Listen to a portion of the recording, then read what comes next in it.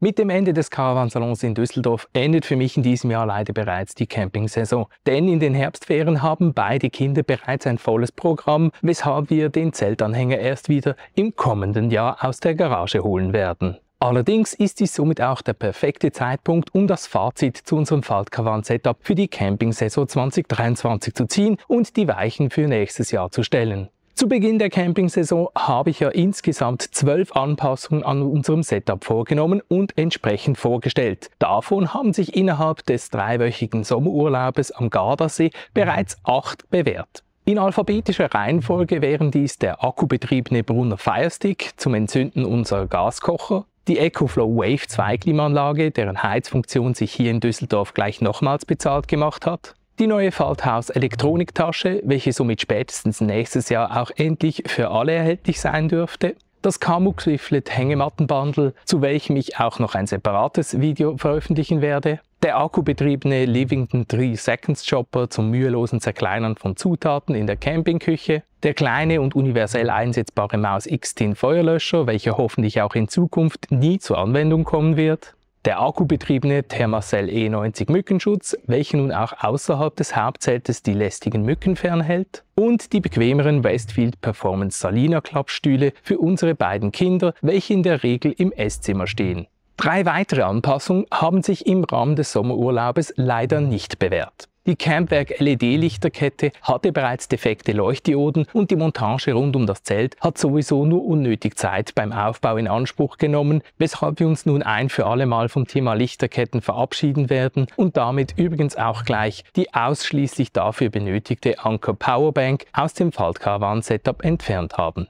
Die Coffee Bee Globe Kaffeemaschine hat nach nur einer Woche Campingeinsatz den Geist aufgegeben und ist mittlerweile seit einem Monat in Reparatur. Falls diese also jemals wieder zurückkommt, wird diese wohl direkt entsorgt oder verschenkt. Versteht mich nicht falsch, das Kaffeeballsystem wäre eine wirklich gute Sache, aber die dazu benötigte Kaffeemaschine steckt leider definitiv noch in den Kinderschuhen. Zu guter Letzt hat sich auch das Isabella Solarlampenset in unserem Setup nicht bewährt, da sich dessen Licht leider nicht wie bei unserem bewährten Isabella Clicklights nach Belieben dimmen lässt und als Dekoleuchten im Außenbereich waren sie leider auch nicht zu gebrauchen, da man diese nicht auf feuchte Oberflächen stellen darf, weil sich der USB-Anschluss an der Unterseite befindet. Für die Stangen des Windschutzes wären diese definitiv cool, aber leider haben wir diesen ja schon länger aus unserem Setup entfernt.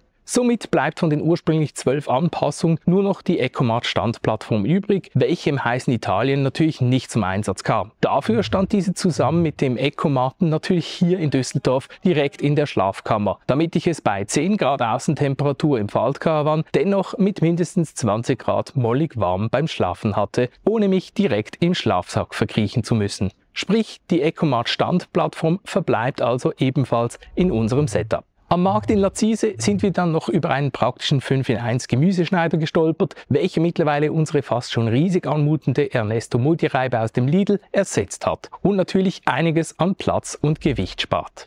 Hier in Düsseldorf habe ich dann mal noch das Experiment gestartet, den Restmüll vom Ecologica Müllsackhalter in den Quetscher Abfallbehälter mit Mülltrennung zu verlegen und kann auch hierzu ein positives Fazit ziehen. Somit fällt also ein weiteres überzähliges Element aus unserem Setup. Dann habe ich den vor Jahren einmal aus der Not in Italien angeschafften TP-Link 4G-Router zum Arbeiten in Düsseldorf durch einen Netgear Nighthawk 5G-Router abgelöst, welcher nun auch offiziell ins Setup aufgenommen wird. Da das Ganze mittlerweile nicht nur zum Arbeiten während dem Urlaub, sondern auch zum Streamen von Filmen und Serien am Abend genutzt wird und sich so die ständig überlasteten WLAN-Netze der Campingplätze umgehen lassen. Als Vorab-Experiment für das kommende Jahr habe ich zudem in Düsseldorf zum ersten Mal Edelstahlgeschirr ausprobiert, welches wohl in Zukunft das doch sehr umstrittene Melamingeschirr ablösen dürfte. Wahrscheinlich werde ich Teller, Schüsseln, Tassen und Becher jedoch nicht durch das Geschirr von Tatonka ersetzen, sondern einen noch etwas innovativeren Ansatz wählen, aber dazu dann hoffentlich mehr im alljährlichen Frühjahrsupdate.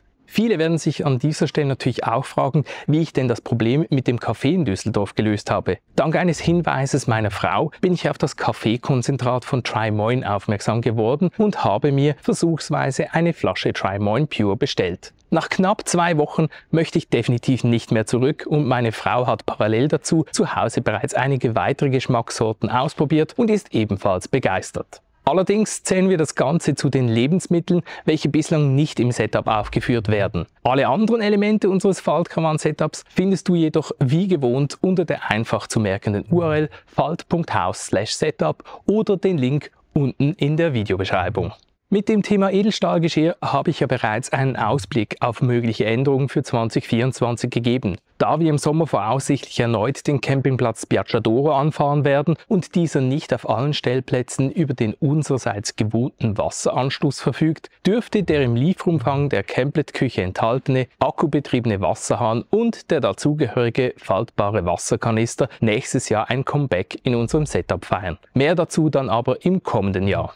An dieser Stelle möchte ich mich auch noch ganz herzlich bei allen von euch bedanken. Der Austausch während der größten Campingmesse der Welt, egal ob persönlich hier in den Messehallen, über die zahlreichen Instagram-Nachrichten oder die Videokommentare auf YouTube, war wie gewohnt unglaublich bereichernd und motivierend. Vielen lieben Dank dafür. Ich werde im Januar übrigens auch zum allerersten Mal die CMT in Stuttgart besuchen. Falls man sich also hier in Düsseldorf aufgrund der Besuchermassen verpasst haben sollte, dann trifft man sich vielleicht ja in Stuttgart. Allerdings werde ich dann wohl nicht mit dem Faltcaravan vor Ort sein, da die Campingplätze etwas weiter weg sind und es auch Schnee geben könnte.